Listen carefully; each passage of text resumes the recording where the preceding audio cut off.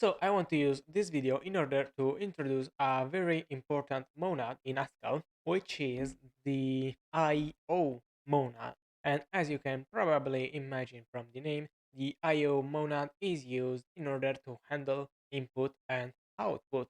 And among all monads, this one is certainly a particular one. In fact, if we ask for information about the IO type, we see that it is a container and it is defined with the new type keyword, but the actual definition is kind of cryptic. And well, from here we can understand that the IO type does have instances for functor, applicatives, and monad, but we are not able to understand much more. So we can try to find more information by going on package and searching for system IO, which is the module that exports the standard IO library. And here we find the IO monad. And well, from the description, we see that the value of an IO A, which is a generic value contained into an IO, is a computation which, when performed, does some IO before returning a value of type A. Cool. It also specifies here that IO is a monad, as we saw,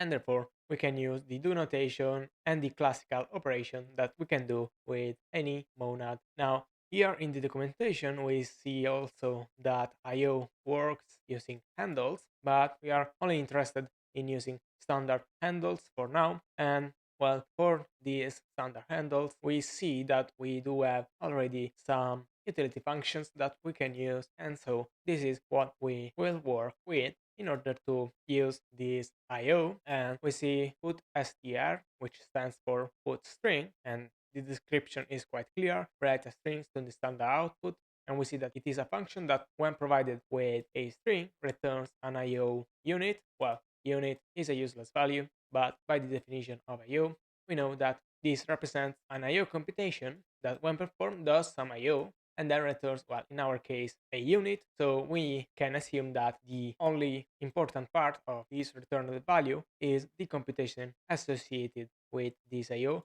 rather than the value itself. And if we were to search for a function that gives us back some value, well, here there is the get line, which is an IO string, therefore is a computation that does some IO, and when the IO is completed, returns back a string. And so we see that we have something that we can use in order to understand how this IO is useful. So back to our shell, we can of course try put str, and we see, well, as we know, put str writes whatever string into the standard output, and in this case the standard output is the shell. Now put str just write the string and then terminates. If we were to have strings that terminates the line, we can use a string that terminates with this character, which stands for a new line, and this works fine. Or Haskell provides a function that does a similar thing, just we don't have to write each time the new line char, and this works fine too. And we also saw that we have available functions such as getLine, of which the type is an IO string. And so when calling getLine, well, this is a value, but we read before that IO has to be performed in order to have a proper value. Therefore, when calling getLine as is, we'll first perform IO, in this case only the input, and we'll read from the standard input, in this case again the shell, and once the IO is performed, it returns an IO string, as we see here.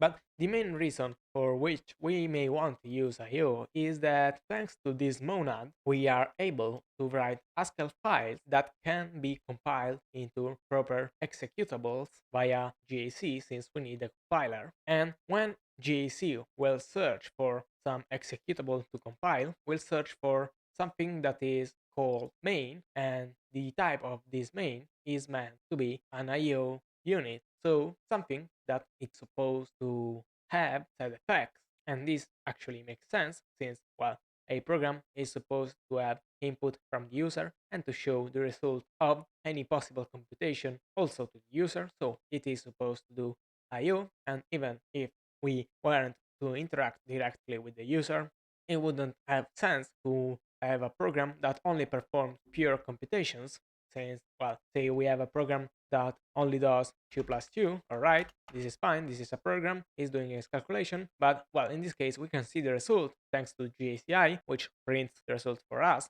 But if we were to do just pure computations without ever having input or having any kind of output also in other files, well, our program will be totally useless since we don't have any real world effect. And that is why each program is performed inside an IO action, which performs some IO and then returns a useless value. And, well, remember that this is a monad, so we can use the do notation without problem, and we can also do, in this case, pure computations. And since now we are into an IO monad, we can also show the results of our pure computations. All right, all this is cool, but how do we get our hands on the executable that is supposed to run the code we write in Haskell? Well, we have a compiler, which is GAC, and we can provide an Haskell file as argument to the compiler. And what the compiler will do is doing what a compiler is supposed to do. Therefore, compiling the main, and we see that the result of this is generating a bunch of files, of which only the one without extension is our executable, and we can run this executable just by accessing it into the shell in this case, and we see that we are successfully printing out the result of our pure computations and also our nice message of hello world. So we use this short video in order to introduce the IO monad and in order to see how to get executables from our Haskell files. So with this, in the next video, we will see how to create proper programs by creating entire projects. In case, for this video, I want to thank you for your time. Remember to stay decentralized, and I will see you in another video. Bye bye.